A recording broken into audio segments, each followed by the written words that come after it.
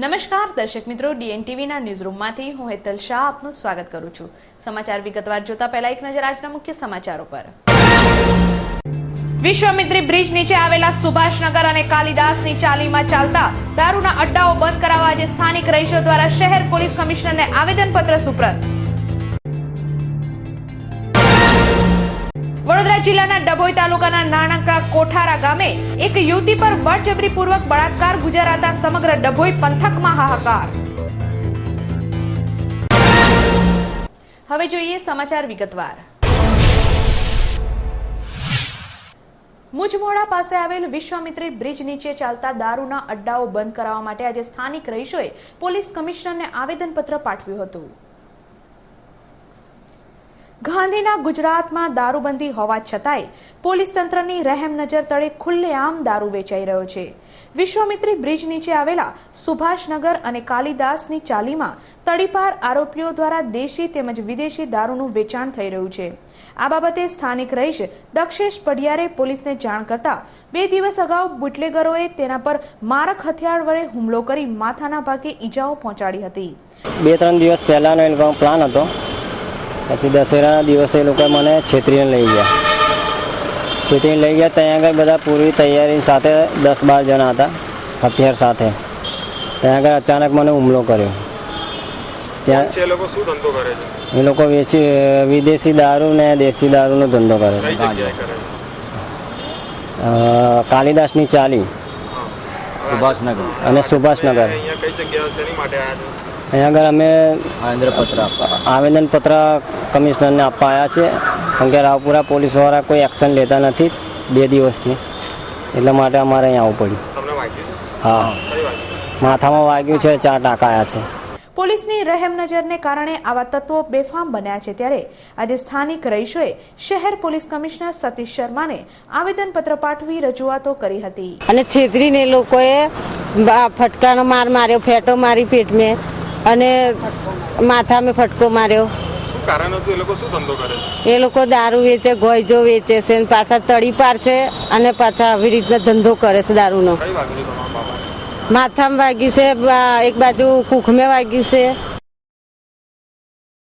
વડોદરા જિલ્લાના ડભોઈ તાલુકાના નાનકડા કોઠારા ગામે એક યુવતી પર બળજબરીપૂર્વક બળાત્કાર ગુજારતા આ ગામમાં હાહાકાર મચી જવા પામ્યો છે। ડભોઈ તાલુકાના નાનકડા કોઠારા ગામે મહેનત મજૂરી કરીને ગુજરાન ચલાવતા નગીનભાઈ વસાવા તેમના પરિવાર સાથે રહે છે, પરંતુ ગત સાંજે તેમના સંબંધીમાં તિલકવાડા ગામે મોત થતા નગીનભાઈ વસાવા તેમની પત્ની સાથે મૈયતમાં ગયા હતા। તેમનો મોટો દીકરો ડભોઈ દવા લેવા ગયો હતો અને નાનો દીકરો ઘાસચારો લેવા ખેતરમાં ગયો હતો, ત્યારે 17 વર્ષની દીકરી હેતલબેન વસાવા ઘરમાં એકલી હતી અને ઘરકામમાં મશગુલ હતી। ત્યારે આ જ ફળિયામાં રહેતા 20 વર્ષીય કમલેશ અરવિંદ વસાવાએ આ યુવતી હેતલ વસાવા એકલી હોય તેની એકલતાનો લાભ ઉઠાવીને ઘરમાં પ્રવેશી યુવતી પર બળાત્કાર ગુજાર્યો હતો। કાલે ઘરે કોઈ નહોતું અને જબરજસ્તી ઘરમાં ઘૂસી ગયો। કોણ હતું? નામ કમલેશ। કયા ગામનો? એ કોઠારા ગામનો જ છે। ક્યાં ગયેલા તમારા ઘરવાળા? પપ્પા ને મમ્મી ગયેલા મૈયત પર, મારો મોટો ભાઈ ગયેલો ભાભીને લઈને દવાખાને અને મારો નાનો ભાઈ ગયેલો ખેતર। પછી શું થયું? પછી મને એને કોઈ કીધું હશે કે ઘરે કોઈ નહીં, આમ તેમ બધું, એટલે પછી એ આવ્યો હતો। મને નથી ખબર કે આવવાનો જ છે એવું। પેલા કઈ એવું થયું હતું ખરું? ના, તો પછી એ આવ્યો એકદમ, એટલે હું બૂમ બધે એમ એ કર્યું, એટલે પછી મારો ભાઈ આવ્યો, પછી જોઈ પાડ્યો એને। જો કે આ બનાવ બન્યો તે સમયે અચાનક જ ખેતર ઘાસચારો લેવા ગયેલો તેણીનો નાનો ભાઈ ઘરે આવી જતા આ દ્રશ્ય જોઈને બૂમાબૂમ મચાવી દેતા ફળિયાના આડોશી પડોશીઓ દોડી આવતા આરોપી કમલેશ વસાવા ગ્રામજનોના હાથે ઝડપાઈ ગયો હતો, જેથી ભોગ બનનાર યુવતી હેતલબેન નગીન વસાવાની ફરિયાદના આધારે પોલીસે આરોપી કમલેશ વસાવાની અટક કરી વધુ તપાસ હાથ ધરી છે।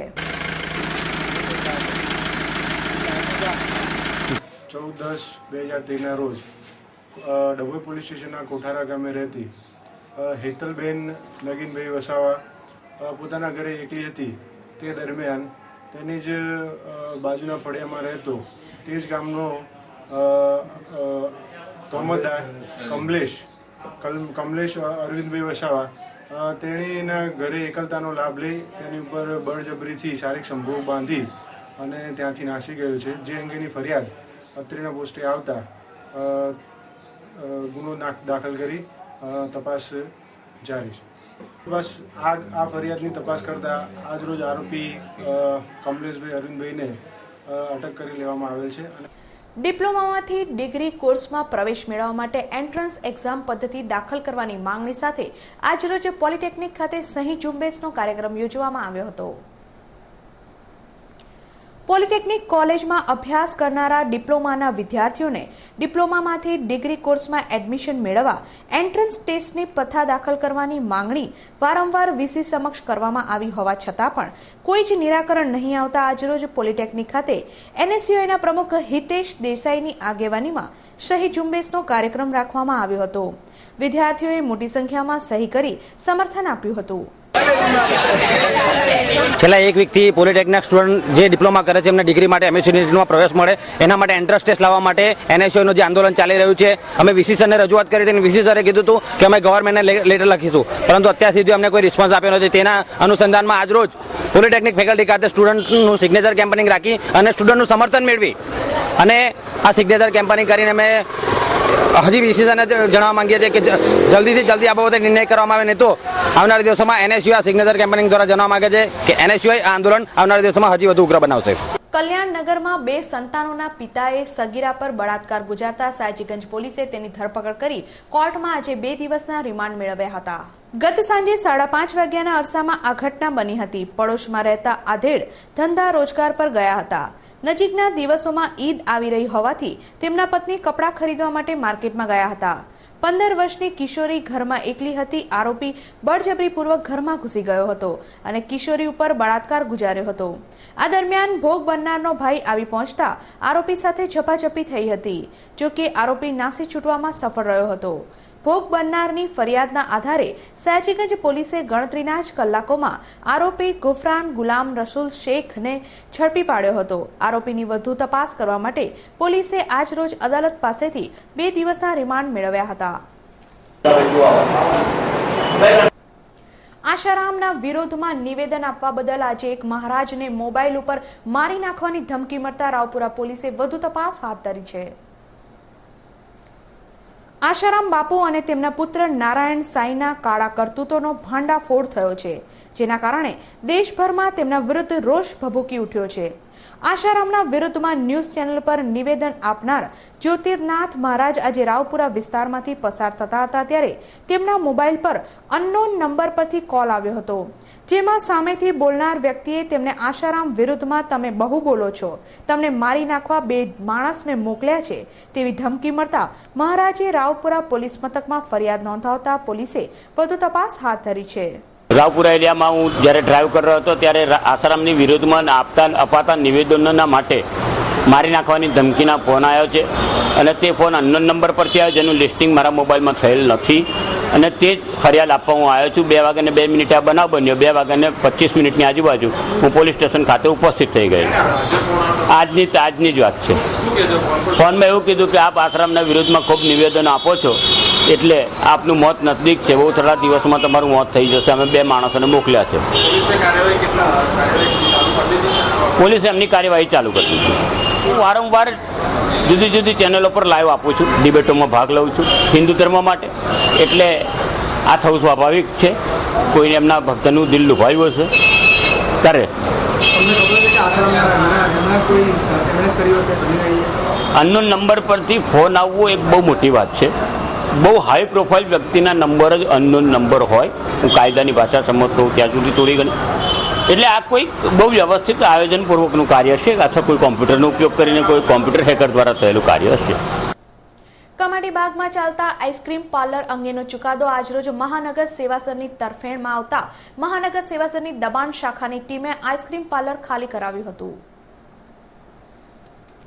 કમાટીબાગમાં ચાલતું આઈસ્ક્રીમ પાર્લર ભાડા પેટે આપવામાં આવ્યું હતું, જેનો કોન્ટ્રાક્ટ પૂર્ણ થઈ જતા આઈસ્ક્રીમ પાર્લર ખાલી કરવામાં નહીં આવતા મહાનગર સેવા સદન દ્વારા કોર્ટમાં કેસ દાખલ કરવામાં આવ્યો હતો, જેનો ચુકાદો મહાનગર સેવા સદનની તરફેણમાં આવતા આજરોજ મહાનગર સેવા સદનની દબાણ શાખાની ટીમે સયાજીગંજ પોલીસના કાફલાને સાથે રાખી આઈસ્ક્રીમ પાર્લર ખાલી કરાવ્યું હતું.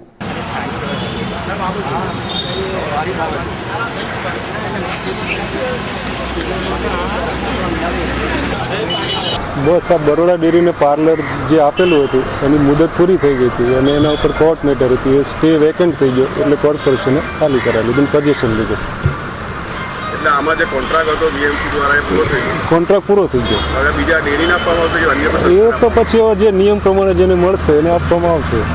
થોડા દિવસ અગાઉ વાસણા મુખ્ય માર્ગ પર પડેલા એક વિશાળ ભૂવામાં મહાનગર સેવા સદન દ્વારા ઉપર છેલ્લું માટીનું પુરાણ કરી દેવામાં આવતા સ્થાનિક રહીશોમાં રોષ ભભૂકી ઉઠ્યો છે. થોડા સમય અગાઉ વાસણા મુખ્ય માર્ગ પર મસમોટો ભૂવો પડ્યો હતો. મહાનગર સેવા સદન તંત્ર દ્વારા તાત્કાલિક ધોરણે માટીનું ઉપર છેલ્લું પુરાણ કરી ભૂવો પૂરી દેવામાં આવ્યો હતો. આ સ્થળે લાકડી અંદર નાખવામાં આવે તો માટી પણ અંદર ધસી જાય છે, જેના પગલે અત્રે અકસ્માત સર્જાવાની ભીતિ વાહન ચાલકો તેમજ રાહદારીઓમાં જોવા મળી રહી છે. ત્યારે આજરોજ વોર્ડ પ્રમુખ સચિન ઠક્કરે ઘટના સ્થળની મુલાકાત લીધી હતી અને મહાનગર સેવા સદન તંત્ર તેમજ શાસક પક્ષ ભાજપા પર આકરા પ્રહારો કર્યા હતા. શું છે, શું હમણાં કઈ પોઝિશન છે?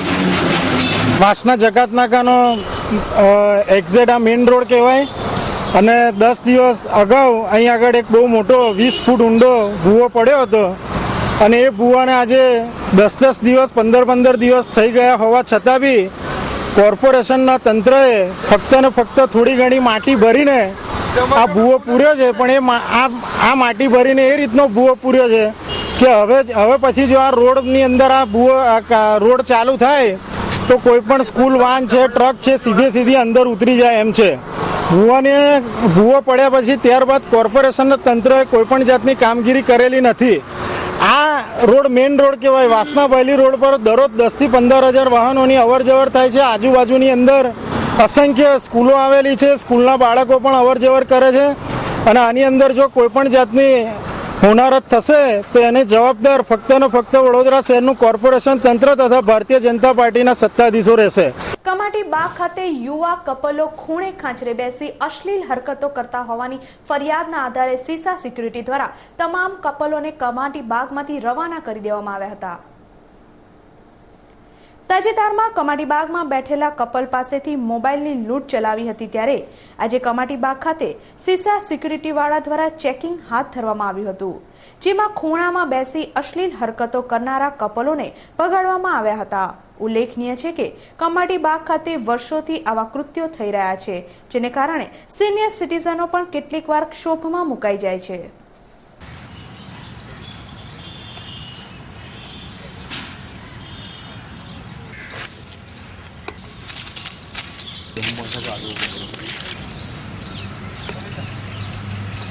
અને અમે સિક્યુરિટી કમાટીબાગની અંદર એકદમ ટાઈટ કરી દીધેલી છે અને કોઈ બી કપલ હોય છે હવે અમે અંદર અમે લોકોને બેસવા નથી દેતા. જ્યાં બી ઉજાસ હોય, લાઇટિંગ પડતું હોય એવી જગ્યા મોકલી દઈએ છીએ અને કોઈ પણ કપલ આવે બિસ્બેન ચાંચાળા કરતું હોય કે હવે વ્યવસ્થિત હોય એઓને અમે ગાર્ડનની બહાર બગાડી મૂકીએ છીએ. એ બનાવ પછી હાલમાં કેવી સિક્યુરિટી તમે અંદર કેવું કપલ લોકોને કઈ રીતના એ લોકોને એ કરવામાં આવે છે? કપલને તો એ લોકોને કરવામાં આવે છે કે ભાઈ જે ખૂણા ખાચરામાં ઝાડના ડુંગામ અંદર બેઠા હોય છે એ લોકોને કહે છે કે ભાઈ તમે ઓપન જગ્યાની અંદર તમે બેસી રહો. અને ઘણા લોકો એવા છે જે સ્કૂલ ડ્રેસની અંદર છોકરાઓ આવતા હોય છે એ લોકોને ટોટલી અમે એન્ટ્રી ગેટ ઉપર ના પાડી છે કે કોઈ બી સિવિલમાં કે કપડામાં આવે ડ્રેસના તો એ લોકોને અમે એન્ટ્રી આપતા નથી. આવતીકાલે બકરી ઈદને લઈને આજરોજ બકરા બજારમાં ભારે ભીડ જોવા મળી હતી. 10,000 થી લઈને 1 લાખની કિંમતના બકરાનું વેચાણ થયું હતું. મોહમ્મદ પૈગંબરના પૂર્વજોને અલ્લાહ તરફથી કુરબાનીનો સંદેશો મળ્યો હતો, ત્યાંથી મુસ્લિમ બિરાદરો દ્વારા બકરાની કુરબાની આપવામાં આવે છે. આવતીકાલે બકરી ઈદના પર્વને લઈને બકરા બજારમાં ખરીદી માટે ભારે ધસારો જોવા મળ્યો હતો. આ વર્ષે બકરાનો ભાવ ₹10,000 થી માંડી ₹1 લાખનો જોવા મળ્યો હતો. ये जो बकरा ईद का पर्व जो मनाया जाता है तो ये इसलिए कि हमारे पैगंबर हजरत मोहम्मद मुस्तफ़ा सल्लल्लाहु अलैहि वसल्लम के पूर्वजों में हज़रत इब्राहीम अलैहिस्सलाम थे, उनकी एक यादगार मनाई जाती है। उनके लड़के हज़रत इस्माइल अलैहिस्सलाम की, ये दोनों बाप और बेटे थे। हज़रत इब्राहीम अलैहिस्सलाम के बेटे हज़रत इस्माइल अलैहिस्सलाम। तो अल्लाह तबारक व तआला की तरफ से उनको हुक्म हुआ था कुर्बानी का, तो हज़रत इब्राहीम अलैहिस्सलाम ने कुर्बानी दी।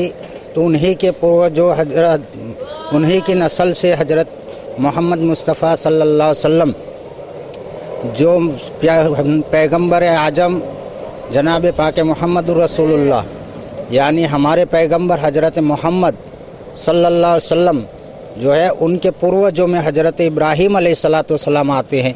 तो उन्हीं की एक याद मनाई जाती है। ये इसलिए कुर्बानी का एक दिन मुकर्रर किया गया है जिसे ईद अज़हा कहते हैं। तो इस दिन हर मुसलमान जो साहिब निसाब है, जो जिसके पास माल है, वो आदमी मुसलमान इस कुर्बानी को करता है, इसलिए ये कुर्बानी की जाती है। સૂર્યમાં પડેલા કલંકને પગલે વાતાવરણમાં અચાનક જ પલટો આવવો તેમજ ઓરિસ્સામાં આવેલું વાવાઝોડું અને પૂર જેવી સ્થિતિનું સર્જન થયું છે, જેના વિશે વિસ્તૃત માહિતી ખગોળવિદ દિવ્યદર્શન પુરોહિતે આપી હતી। ગાયત્રીના દેવતા સૂર્ય મેક્સિમમ પર ચાલી રહ્યા છે। દર 11 વર્ષે આવી પરિસ્થિતિ નિર્માણ થતું હોય છે। ગત 2012ની જાન્યુઆરીથી શરૂ થયું, અનફોર્ચ્યુનેટ ડબલ પીક આવ્યું અને આ દશેરા જ્યારે નવરાત્રિની પૂર્ણાહુતિ કરી તે દિવસે 13મી તારીખે વહેલી સવારે 6:10 સૂર્યની અંદર AR 1865 નામનો કલંક છે, જે પૃથ્વીથી 6 ગણો મોટો છે અને પૃથ્વીની એક્ઝેક્ટ સામે અત્યારે આવેલો છે। એમાંથી M1 નામની ઘાતક ફેર સાથે એક જ્વાળા નીકળી અને અનફોર્ચ્યુનેટલી દુર્ભાગ્યે એમાંથી તરત જ કોરોનલ માસ ઇજેક્શન થયું, એટલે કે સૂર્યનું મટીરિયલ પ્લાઝમા પણ બહાર ફેંકાયું।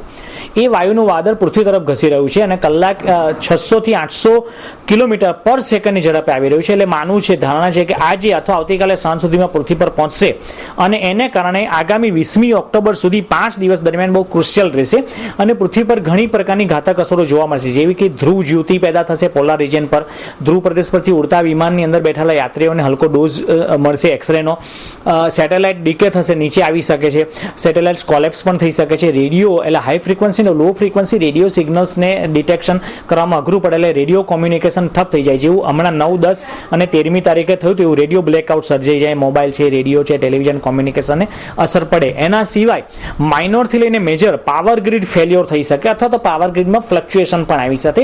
એની સાથે સાથે ક્લાઇમેટ ચેન્જ આવી શકે, એટલે એકદમ ગરમીનું પ્રમાણ ખૂબ જ વધી જાય, ઋતુચક્ર ખોરવાઈ જાય, ઇનબેલેન્સ થઈ જાય।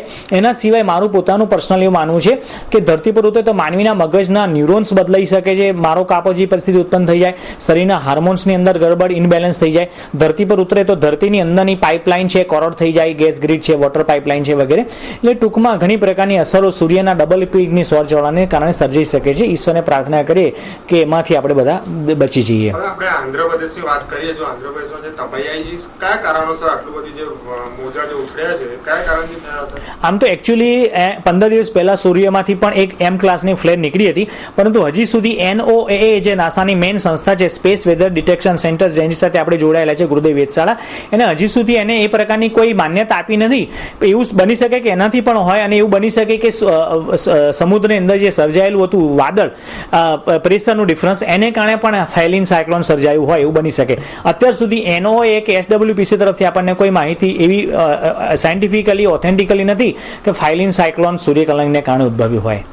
ગોધરામાં આજરોજ વર્લ્ડ ડિઝાસ્ટર ડેની ઉજવણી કરવામાં આવી હતી। આ પ્રસંગે ગોધરામાં વિશાળ રેલીનું આયોજન કરવામાં આવ્યું હતું, જે ગોધરાના વિવિધ રાજમાર્ગો પર ફરી હતી।